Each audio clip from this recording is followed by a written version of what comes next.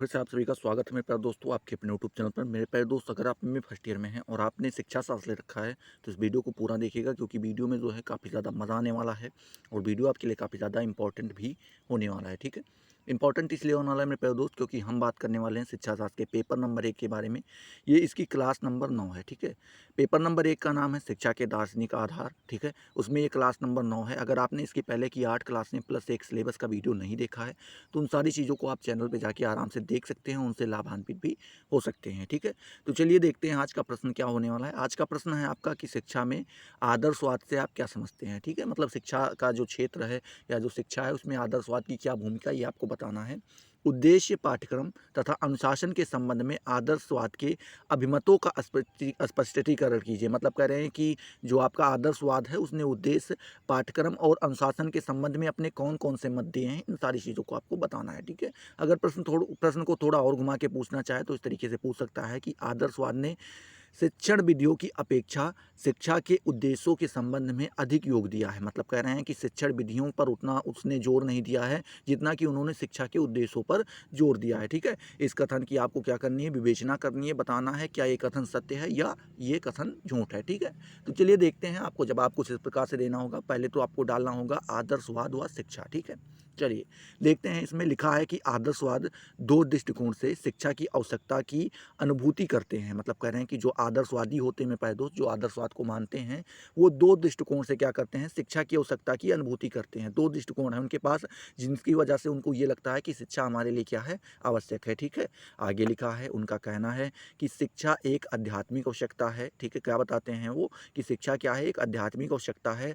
बात करें प्राकृतिक जीवन प्रदान, क्या प्रकृति जीवन प्रदान कर सकती है, परंतु जीवन यापन की कला को शिक्षा द्वारा ही सिखाया जाता है। मतलब कह रहे हैं कि जो प्रकृति होती है मेरे प्यारे दोस्त, वो प्रकृति हमें केवल जीवन देती है, लेकिन जो हमें इस जीवन को जीने के लिए जो हमें आवश्यकताएं, मूलभूत आवश्यकताओं की आवश्यकता होती है, उन सारी चीज़ों को हमें सीख के, वो भी किसके द्वारा, शिक्षा के द्वारा।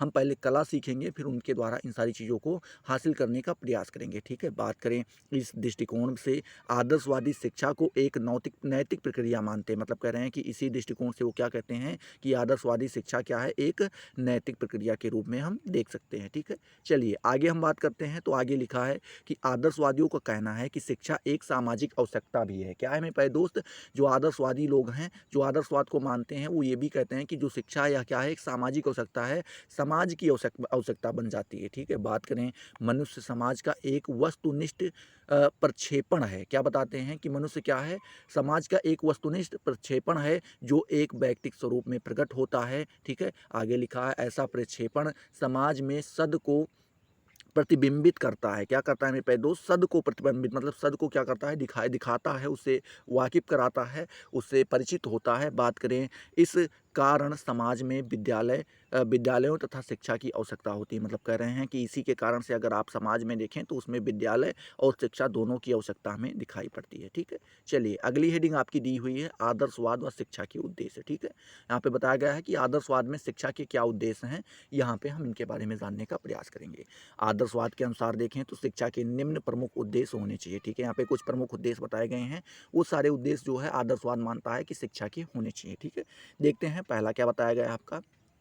पहली हेडिंग आप देख पा रहे होंगे, पहली हेडिंग दी गई है व्यक्तित्व का उत्कर्ष या आत्म अनुभूति। मतलब कह रहे हैं कि जो आपका व्यक्तित्व है इसको निखारना होता है। ठीक है, उसकी जो पर्सनालिटी है उसका जो निकालना ही क्या कहलाता है, व्यक्तित्व उत्कर्ष कहलाता है। या आत्म अनुभूति, जब आपको खुद से कोई चीज़ जानकारी होने लगी, जैसे कहते हैं ना कि मुझे ये आत्म अनुभूति हुई थी, मतलब ये मुझे खुद से ही अपने अंदर के आवाज़ से समझ में आया था कि हाँ ये ऐसा हो सकता है। ठीक है, इसमें देखें तो इसमें लिखा गया है रास तथा रस्क दोनों का कथन है कि आदर्शवाद के अनुसार शिक्षा का मुख्य उद्देश्य व्यक्तित्व का उत्कर्ष या आत्म अनुभूति है। इसका जो प्रमुख उद्देश्य जो है आदर्शवाद के अनुसार देखें तो ये आपके रास और कौन, रास्क महोदय मानते हैं कि इसका जो आदर्शवाद के अनुसार अगर शिक्षा का उद्देश्य देखें तो प्रमुख उद्देश्य इसका यही हो जाता है कि व्यक्तित्व का उत्कर्ष या फिर आत्म अनुभूति। मतलब शिक्षा का पहला उद्देश्य यही हो जाता है कि आपको आत्म अनुभूति करना सिखाए। ठीक है, बात करते हैं उपयुक्त विद्वानों ने जो विचार व्यक्त किए हैं उनके आधार पर हम कह सकते हैं कि आदर्शवाद के अनुसार शिक्षा का प्रमुख उद्देश्य व्यक्तित्व को ऊंचा उठाना, व्यक्ति के अंदर सर्वोच्च सर्वोच्च शक्तियों को वास्तविक बनाना है। मतलब कहते हैं कि जो कुछ भी ऊपर बताया गया है, जो विद्वान आपके आए थे रास और रस्क महोदय, इन्होंने जो बताया है उसके अनुसार अगर हम देखें तो ये कह सकते हैं कि जो शिक्षा का उद्देश्य है आदर्शवाद के अनुसार जो शिक्षा का उद्देश्य है वो यह है कि किसी भी व्यक्ति की जो है पर्सनालिटी को ऊंचा उठाना है, मतलब उसके पर्सनालिटी को डेवलपमेंट करना है। ठीक है, बात करें व्यक्ति के अंदर जो सर्वोच्च शक्तियां हैं उनको क्या करना है, उनको वास्तविक बनाना है। उसके अंदर शक्तियां हैं लेकिन उससे वो परिचित नहीं है, तो उनको उन चीज़ों से परिचित कराना है, बताना है कि तुम्हारे अंदर ये सारी शक्तियां हैं। ठीक है, बात करें प्लेटो के अनुसार तो उन्होंने बताया है आत्म अनुभूति द्वारा व्यक्ति को पूर्णता या आदर्श व्यवस्था में पहुंचना शिक्षा का प्रमुख उद्देश्य है। क्या बताते हैं, जो आत्म अनुभूति है उसके द्वारा जो व्यक्ति है वो पूर्णता को और आदर्श व्यवस्था में पहुंचना शिक्षा का क्या हो जाता है, प्रमुख उद्देश्य हो जाता है। या कौन कहते हैं, आपके प्लेटो महोदय कहते हैं। ठीक है, दूसरा उद्देश्य इसका ये बताया गया है सांस्कृतिक विरासत की समृद्धि। ठीक है, क्या बताए हैं, सांस्कृतिक विरासत की समृद्धि। इसमें देखें तो आदर्शवाद के अनुसार शिक्षा का उद्देश्य सांस्कृतिक विरासत की समृद्धि है। ठीक है, इसमें देखें तो लिखा है कि आदर्शवाद मनुष्य की आध्यात्मिक और सांस्कृतिक विरासत पर बहुत बल देता है। ये बताता है जो आपका आदर्शवाद है, ये कहता है कि जो मनुष्य है उसकी जो आध्यात्मिक और सांस्कृतिक विरासत है, मतलब जो आपके अध्यात्म से जुड़ा हुआ है, जो चीज़ें शुरू से बताई चली आई हैं, जो आपकी संस्कृति है उसको जो है आपको बनाए रखना है, उसको उसका पालन पोषण भी करना है और उसका विकास भी करना है, मतलब लोगों तक पहुंचाना भी है, उसका प्रचार प्रसार करना है। ये आपका आदर्शवाद कहता है। इस उद्देश्य के बारे में रस्क का कथन है, रस्क महोदय इस उद्देश्य के बारे में लिखते हैं कि शिक्षा को मानव जाति की इस योग्य बनाना चाहिए कि वह अपनी संस्कृति की सहायता से आध्यात्मिक जगत में अधिक से अधिक पूर्णतया से प्रवेश कर सके और आध्यात्मिक जगत की सीमाओं का विस्तार भी कर सके। मतलब कह रहे हैं कि यहाँ पे जो आपके रस्क महोदय ये बताते हैं कि जो शिक्षा है वो मानव जाति को इस योग्य बनाती है, ये बनाना चाहिए, मतलब यहाँ पे बनाती नहीं है, मतलब बताते हैं कि बनाना चाहिए कि वह अपनी संस्कृति की सहायता, जो उसकी संस्कृति है उसकी सहायता से आध्यात्मिक जगत में अधिक से अधिक पूर्णता से प्रवेश करे। मतलब जब वो आध्यात्मिक जगत में प्रवेश करे तो उसके अंदर ज़्यादा से ज़्यादा पूर्णतया पाई जाती हो। ठीक है, प्रवेश कर सके और आध्यात्मिक जगत की सीमाओं का विस्तार भी कर सके। मतलब कह रहे हैं जो आध्यात्मिक जगत है उसके सीमा का विस्तार करे, ज़्यादा से ज़्यादा लोगों तक पहुँचाने का प्रयास करे। ठीक है, उनका पालन पोषण भी अच्छे से करे। ठीक है, तीसरा उद्देश्य यहाँ पे बताया गया है अमर आदर्शों व मूल्यों की प्राप्ति। क्या बताई गई मेरे प्यारे दोस्त, तीसरा उद्देश्य बताया गया है कि अमर आदर्श व मूल्यों की प्राप्ति। इसमें लिखा गया है कि आदर्शवाद के अनुसार शिक्षा का जो तीसरा उद्देश्य हो जाता है मेरे प्यारे दोस्त, वो होता है आध्यात्मिक जगत के अमर आदर्शों और मूल्यों की प्राप्ति करना। ठीक है, मतलब यहाँ पे जो आध्यात्मिक जगत है आपका, उसमें जो आपके अमर आदर्श हैं, मतलब कुछ आदर्श कुछ आइडियल ऐसे हैं जो क्या हो गए हैं, अमर हो गए हैं। ठीक है, उन्होंने बता दिया था, अब वो सारी चीज़ें अभी भी चल रही हैं, तो उनको और जो आपकी मूल्य हैं उनकी प्राप्ति करना ही क्या हो जाता है, ये तीसरा उद्देश्य हो जाता है शिक्षा का। किसके अनुसार, तो आदर्शवाद के अनुसार। ठीक है, बात करें रस्क के विचार से, ये आदर्श या मूल्य तीन हैं। कितने हैं मेरे प्यारे दोस्त, तीन आदर्श मूल्य हैं। ठीक है, पहला आपका जो आदर्श बताया गया है या फिर जिसे आप मूल्य कह सकते हैं, वो पहला है मानसिक, दूसरा बताया गया है भावात्मक और तीसरा बताया गया है सांस्कृतिक। ठीक है, तो ये तीन आपके आदर्श और मूल्य होते हैं। ठीक है, चलिए आगे देखते हैं। आगे दिया गया है कि उपयुक्त तीनों मूल्यों के आधार पर, यहाँ पे बताया गया है उपयुक्त तीनों मूल्यों के आधार पर सत्यम शिवम और सुंदरम मानव जाति के आध्यात्मिक, क्या मेरे प्यारे दोस्त, आध्यात्मिक आदर्श हैं। क्या हैं, आध्यात्मिक, यहाँ पे आदर्श लिखा था, ये टाइप मिस्टेक हो गया, मतलब कि मिस्टेक नहीं हुआ, ये गायब सा हो गया है। ठीक है, तो यहाँ पे क्या बताते हैं, जो सत्यम शिवम और सुंदरम है ये मानव जाति के क्या हैं, आध्यात्मिक आदर्श हैं। बात करें शिक्षा का उद्देश्य, बालक को इन आदर्शों को प्राप्त करने के लिए योग्य बनाना है। मतलब कहते हैं कि जो शिक्षा का उद्देश्य हो जाता है, जो शिक्षा का एम हो जाता है मेरे प्यारे दोस्त, वो ये हो जाता है कि जो बालक है वो इन मूल्यों को प्राप्त कर सके। ठीक है, इस योग्य उसको बनाना होता है। चौथा जो इसका उद्देश्य बताया गया है, ये बताया गया है कि मनुष्य की मूल प्रकृति का आध्यात्मिक, क्या मेरे प्यारे दोस्त, जो मनुष्य की मूल प्रकृति है उसका आध्यात्मिक प्रकृति में परिवर्तन करना। क्या बता रहे हैं कि आध्यात्मिक प्रकृति में उसको बदलना है, जो उसकी मूल प्रकृति है उसको क्या करना है, आपको आध्यात्मिक, मतलब अध्यात्म से उसको जोड़ना है। इसमें देखें तो लिखा है आदर्शवाद के अनुसार मनुष्य की दो प्रकृतियां हैं, मूल प्रकृति और आध्यात्मिक प्रकृति। ठीक है, बात करें शिक्षा का कार्य है मूल प्रकृति को आध्यात्मिक प्रकृति में बदलना। बताते हैं कि जो शिक्षा का यहाँ पे कार्य हो जाता है, जो मनुष्य की मूल प्रकृति होती है उसको बदल के उसकी प्रकृति आध्यात्मिक बनाना होता है। ठीक है, बात करें इस उद्देश्य की प्राप्ति के लिए यह आवश्यक है कि शिक्षा मनुष्य को पवित्र, पूर्ण और धार्मिक बनाए। क्या बताते हैं कि जो ये उद्देश्य है आप इसकी अगर प्राप्ति करना चाहते हैं तो इसके लिए आवश्यक हो जाता है कि जो मनुष्य है आपका शिक्षा मनुष्य को क्या करती है, पवित्र बनाती है, पूर्ण बनाती है और धार्मिक बनाती है। ठीक है। बात करें जो पांचवा उद्देश्य ये बताया गया है, तो पांचवा उद्देश्य बताया गया है चेतना की पूर्ण पूर्ण दशा की प्राप्ति। ठीक है। मतलब आप हमेशा क्या रहें, होश में रहें। चेतना यहाँ पे होश से ही लिया जाता है, तो हमेशा आप क्या रहें, होश में रहें। इसमें लिखा गया है कि आदर्शवाद के अनुसार शिक्षा का एक अन्य मुख्य उद्देश्य मनुष्य की इस प्रकार सहायता करना है कि वह विश्व और अपने व्यक्तित्व में चेतना की पूर्ण दशा को उस समय प्राप्त करे जब उसका चरित्र आध्यात्मिक हो। ठीक है। ये कौन सा हो जाता है, आपका पांचवा नंबर उद्देश्य हो जाता है।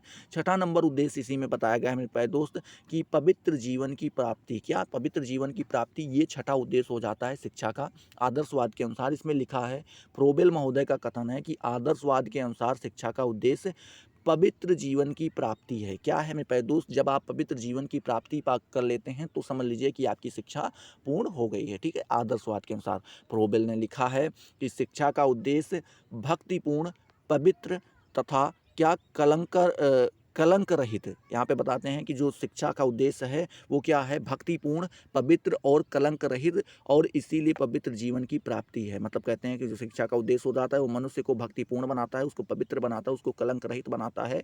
इसीलिए क्या कहते हैं कि पवित्र जीवन की प्राप्ति ये शिक्षा का उद्देश्य है। ठीक है। चलिए बात करते हैं, लिखा है कि अतः शिक्षा के उद्देश्य, क्या मेरे प्यारे दोस्त जो लिखा है कि अतः आदर्शवादी शिक्षा के उद्देश्य व्यक्तिक और सामाजिक दोनों हैं। यहाँ पे हम देख के ये कह सकते हैं कि जो शिक्षा है, शिक्षा का उद्देश्य है आदर्शवाद के अनुसार, उससे हम कह सकते हैं कि इसका जो उद्देश्य है वो व्यक्तिक और सामाजिक दोनों प्रकार का है। इस क्षेत्र में आदर्शवाद की देन जितनी है उतनी महत्वपूर्ण देन किसी अन्य दर्शन की नहीं है। मतलब कह रहे हैं कि जो इस क्षेत्र में अगर देखें तो आदर्शवाद की जितनी महत्वपूर्ण देन यहाँ पे आपको देखने को मिलती है, इतना आपको किसी अन्य दर्शन में देखने को नहीं मिलेगी। ठीक है। अब हम बात करते हैं आदर्शवाद व पाठ्यक्रम के बारे में।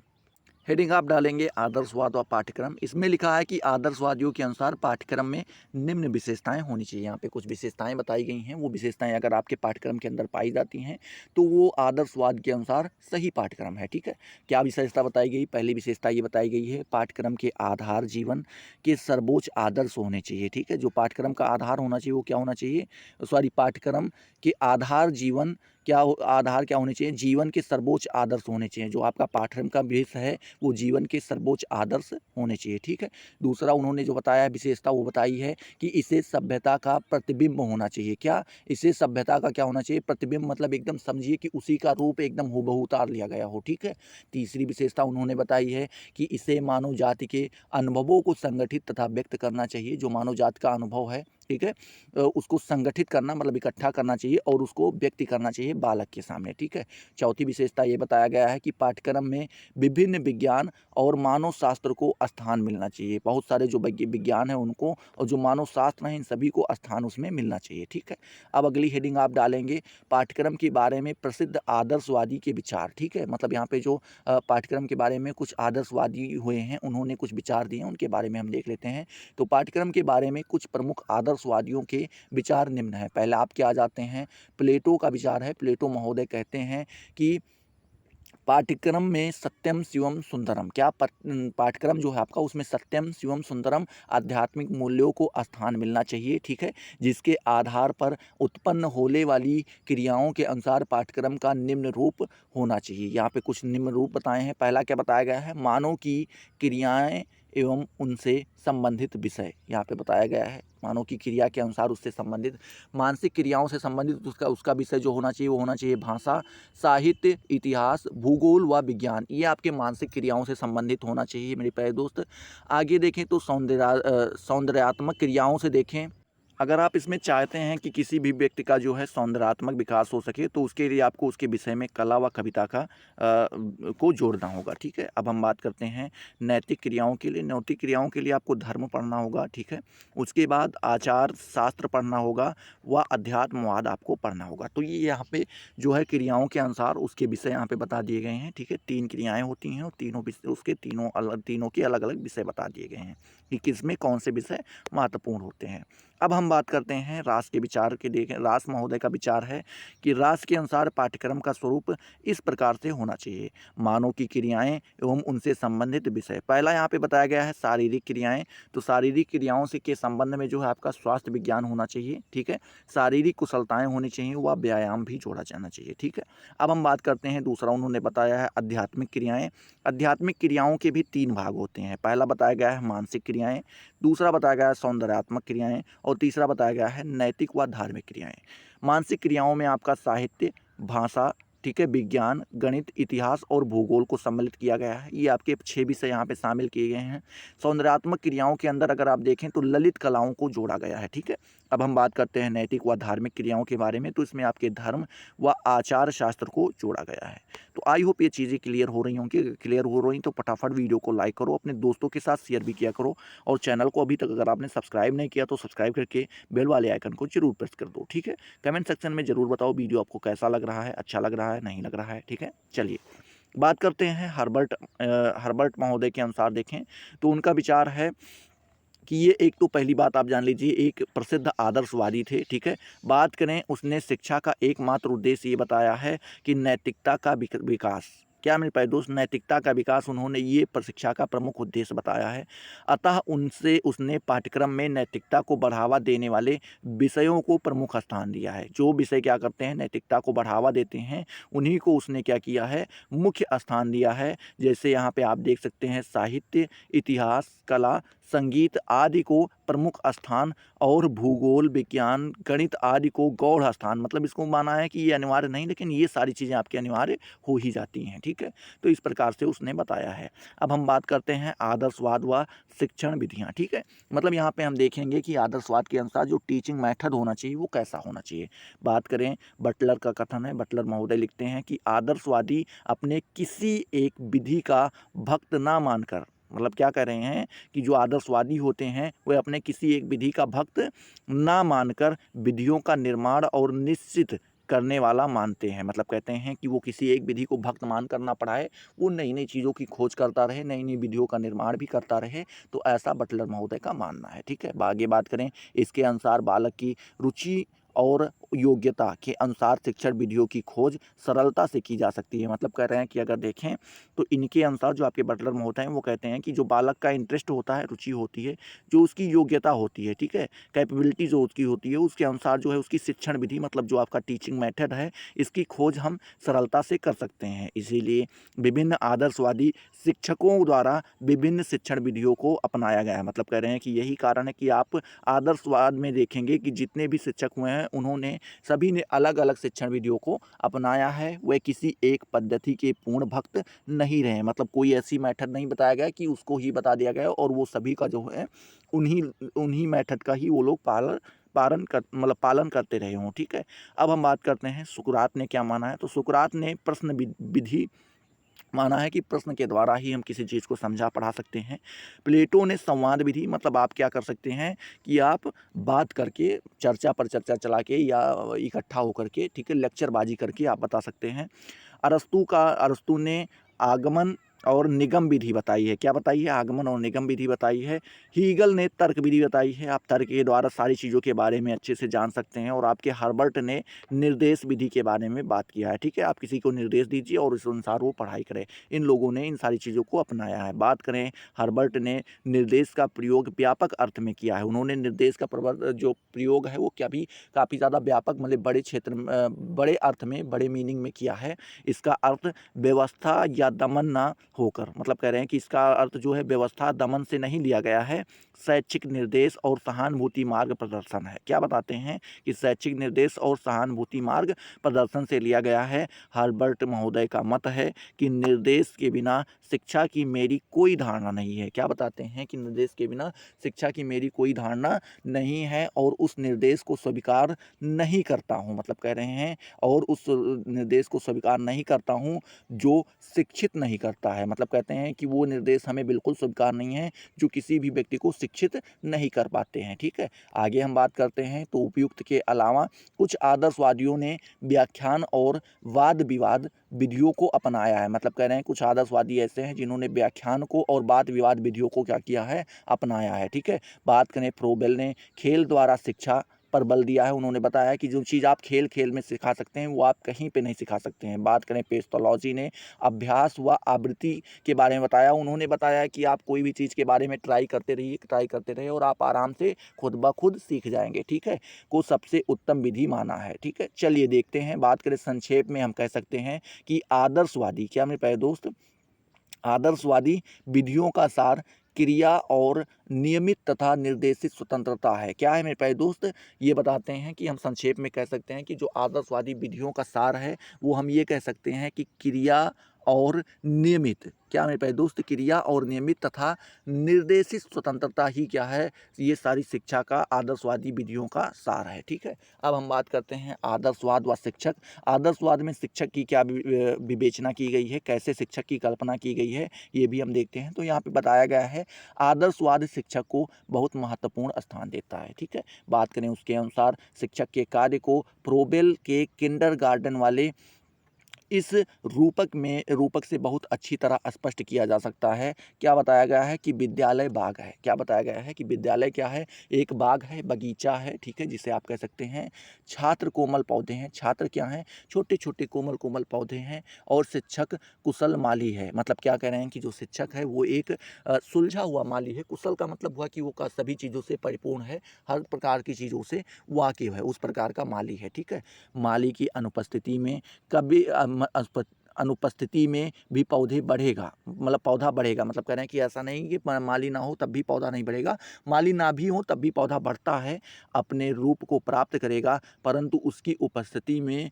उससे कहीं अच्छे परिणाम प्राप्त होगा जितना कि उसकी अनुपस्थिति में होता है। मतलब कह रहे हैं कि ऐसा है कि बिना माली के भी पौधे तैयार हो सकते हैं, लेकिन उतने अच्छे तैयार नहीं हो पाएंगे जितने अच्छे माली के रहते हुए तैयार हो सकते हैं। ठीक है, बात करते हैं, यही बात शिक्षक के बारे में है। मतलब यहाँ पे बता रहे हैं कि यही बात क्या है, शिक्षक के बारे में है। उसे अपनी कला का ज्ञान होता है। उसके क्या होता है, जिस भी क्षेत्र से वो जुड़ा होता है उस क्षेत्र से उसके अंदर जो है कलाएं पाई जाती हैं, इसीलिए वह बालकों को उत्तम विकास में सहायता दे सकता है। क्या कर सकता है, बालक का जो उत्तम विकास होता है, जो हाई क्वालिटी का डेवलपमेंट होता है, उसमें वो आपकी उसकी मदद करता है, हेल्प करता है। रास ने आदर्शवादी विचारधारा में शिक्षक के स्थान को इन शब्दों में बताया है। मतलब कह रहे हैं कि जो रास महोदय हैं उन्होंने आदर्शवादी विचारधारा में जो शिक्षक का स्थान है उसको कुछ इस प्रकार से बताया है। क्या बताया है कि प्रकृतिवादी कटीली झाड़ियों, क्या मेरे प्यारे दोस्त, प्रकृतिवादी कटीली झाड़ियों से संतुष्ट हो सकता है। मतलब कह रहे हैं कि जो प्रकृतिवाद है वो कटीली झाड़ियों से संतुष्ट हो सकता है, पर आदर्शवादी सुंदर गुलाबों को पसंद करता है। वो कटीली झाड़ियों को नहीं, सुंदर गुलाबों को पसंद करता है।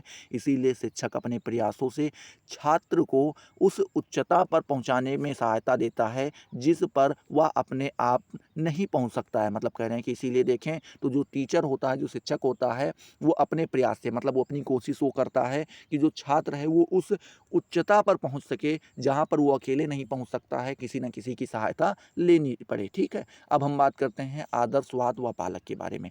आदर्शवाद में जो स्टूडेंट है, जो बालक है, उसकी क्या कल्पना की गई उसके बारे में भी हम देख लेते हैं। तो यहाँ पे बताया गया है प्रकृतिवादियों के सामने आदर्शवादी शिक्षा को बाल केंद्रित नहीं मानते हैं। क्या बताते हैं कि जो प्रकृतिवादी हैं उन जो, जैसे आपने प्रकृतिवाद के बारे में पढ़ा होगा तो उसमें जो है बालक को ही क्या माना जाता है, केंद्र माना जाता है। बालक को ही केंद्र मान के सारी चीज़ें पढ़ाई जाती है, उनको ही महत्वपूर्ण स्थान दिया जाता है। उस प्रकार से आदर्शवाद में बालक को केंद्रित नहीं माना जाता है। ठीक है, बात करते हैं आदर्शवादी शिक्षा के आदर्शों या विचारों को केंद्रित स्थान देता है। मतलब कहते हैं कि यहाँ पे स्थान जो केंद्र जिसको माना गया है वो आदर्शों को माना गया है, विचारों को माना गया है, ना कि बालक को माना गया है। उनके अनुसार शिक्षक का प्रमुख कर्तव्य बालकों में उच्च आदर्शों को प्राप्त करने के लिए सूझबूझ का विकास करना है। मतलब कहते हैं कि उनके अनुसार देखें तो जो शिक्षक का मुख्य कर्तव्य हो जाता है मेरे प्यारे दोस्त, वो हो जाता है कि बालक में जो उच्च आदर्श हैं वो उनको प्राप्त कर सके, ठीक है, और उसमें सूझ और बूझ का विकास हो सके। सूझ बूझ का विकास मतलब ये हो सके कि वो सत्य और असत्य से परिचित हो सके, क्या सत्य है क्या मिथ्या है, इन सारी चीज़ों के बारे में, क्या धर्म है क्या अधर्म है, इन सारी चीज़ों से परिचित हो सके। इस प्रकार आदर्शवादी शिक्षा योजना में आदर्श या विचारों को प्रमुख स्थान और बालक को गौण स्थान दिया गया। मतलब कह रहे हैं इसीलिए आदर्शवादी जो शिक्षा योजना है उसमें आदर्श को या फिर विचार को जो है प्रमुख मुख्य स्थान मतलब मेन करेक्टर दिया गया है। बाकी बालक को जो है गौण स्थान दिया गया है, बताया गया है कि बालक तो सीख ही जाएगा, ठीक है। अब हम बात करते हैं आदर्शवाद व अनुशासन के बारे में। मतलब आदर्शवाद में अनुशासन की कैसी कल्पना की गई है उसके बारे में हम चर्चा करते हैं। तो थॉमस और लेग के अनुसार देखें तो इन्होंने बताया है कि प्रकृतिवादियों का नारा स्वतंत्रता है। क्या है, जो प्रकृतिवादी लोग थे वो बताते थे कि बालक को स्वतंत्र छोड़ दो, स्वतंत्रता में जो वो सीख पाएगा वो बंदिस्त में बिल्कुल नहीं सीख पाएगा। जबकि आदर्शवादियों का नारा अनुशासन है, वो बोलते हैं कि बालक के अंदर अनुशासन होना चाहिए, उसको स्वतंत्र नहीं छोड़ना चाहिए, ठीक है। आगे हम बात करते हैं आदर्शवादियों का विश्वास है कि बालक का पूर्ण विकास तभी हो सकता है जब वह अनुशासन में रहे। जो आदर्शवादी लोग हैं वो ये मानते हैं कि बालक का अगर विकास करना चाहते हैं, उसको डेवलप करना चाहते हैं तो वो आप तभी कर सकते हैं जब वो क्या होगा, ये अनुशासन में रहकर कार्य करेगा, ठीक है। अनुशासन में रहकर ही वह आत्म अनुभूति या आध्यात्मिकता को प्राप्त कर सकता है। पर आदर्शवादी कठोर अनुशासन के पक्ष में नहीं है। मतलब कहते हैं कि वो अनुशासन में रहकर अपनी आत्म अनुभूति मतलब स्वयं से सारी चीज़ों के बारे में जानना, आध्यात्मिकता से को प्राप्त कर सकता है। लेकिन जो आदर्शवादी ये कठोर अनुशासन के बारे में नहीं बताते हैं कि ऐसा मत करो कि हाथ पांव बांध दो, पेड़ में लटका दो, ऊपर से माटा वगैरह छोड़ दो, डंडे से पिटाई करो, ऐसा नहीं मानते। लेकिन अनुशासन होना चाहिए, एक भय जो होना चाहिए वो बालक के अंदर होना चाहिए, ठीक है। बात करते हैं फ्रोबेल महोदय का कथन है कि बालक की रुचि का ज्ञान प्राप्त करके, क्या मैं दोस्तों जो बालक की रुचि है उसका आप जब उससे वाकिफ हो जाएंगे, उसके इंटरेस्ट से आप जब परिचित हो जाएंगे, ठीक है, रूबरू हो जाएंगे, तथा प्रेम और सहानुभूति व्यक्त करके उस पर नियंत्रण रखा जाना चाहिए। मतलब कह रहे हैं कि उसमें क्या होना चाहिए, प्रेम होना चाहिए, आपके अंदर एक सहानुभूति होनी चाहिए, इसको व्यक्त करते हुए उसके ऊपर नियंत्रण रखना चाहिए। ऐसा नहीं कि उसको देखो तो एकदम आंखें लाल लाल खूनी आंखें लेकर के पहुंच जाओ, वो बेचारा वैसे ही पैंट में ही जो कुछ भी करना हो कर दे, ठीक है। तो इस प्रकार से नहीं, प्यार से, लेकिन उसके अंदर ये भय हो, जैसे कि आपके पापा से आप कभी मान लीजिए पापा या दादाजी से जैसे आप डरते हैं तो क्या कभी वो आपको मारने आते हैं? मारने बिल्कुल नहीं आते हैं, लेकिन आपके अंदर क्या है, एक भय है, ठीक है।